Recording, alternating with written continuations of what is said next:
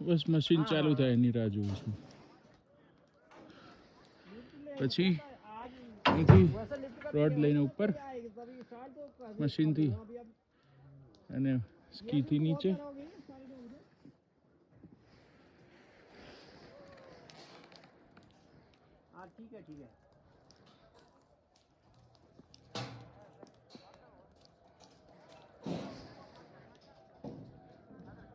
ગરમી લાગે. મહેનત કરીએ ને બધાને એવું લાગે કે આટલો બધો બરફ છે, પણ વેધર કન્ડિશન બહુ વિચિત્ર હોય.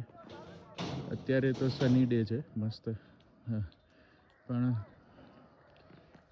મહેનત કરીને ઉપર આવીએ ને એટલે પરસેવો થઈ જાય. ઇનરવેર પહેર્યું હોય, ટોપ અને ઇનરવેર બોટમનું બી, એટલે એકદમ પરસેવો થઈ જાય. જેકેટ વેકેટ નીકાળી દેવાની ઈચ્છા થાય, પણ બહુ ઉતાવળ ના કરાય એવું બધું કરતા, કારણ કે હવે આવી રીતે ઊભા છે ને ધીમે ધીમે પાછી ઠંડી ચડે, એટલે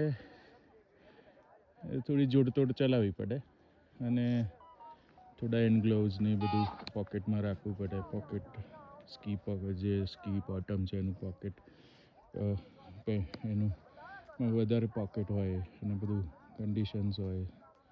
ગૂગલ્સ છે, કેપ છે, વુલન કેપ છે, અને ગોગલ્સ છે, મોબાઈલ છે,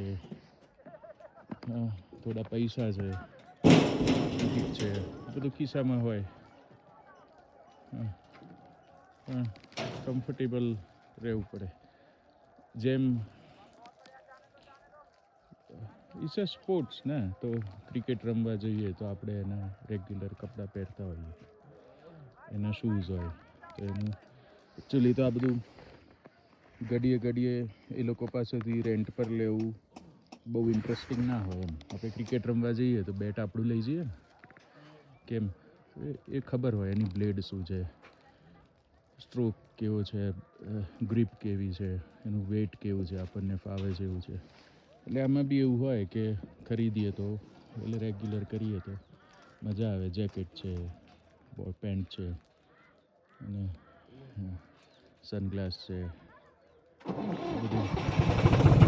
એનીવે જો આ ચાલુ છે